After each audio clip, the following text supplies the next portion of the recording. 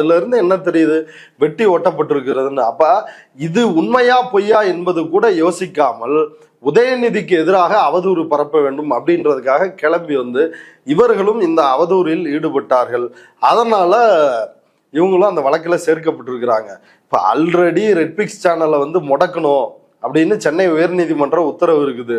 சென்னை உயர்நீதிமன்ற நீதிபதி மோகன் பாபு என்ன சொன்னாருன்னா, பதில் சொன்ன சவுக்கு சங்கரை விட அதை என்கரேஜ் பண்ணி ஊக்குவிச்ச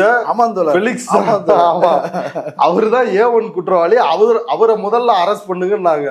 அப்பதான் இவர் டெல்லிக்கு ஓடி போனாரு. அங்க இருந்து போய் பிடிச்சிட்டு வந்து இவரை ஜெயிலில் பிடிச்சி போட்டாங்க. இப்ப மீண்டும் அதே தவறை செய்திருக்கிறார்.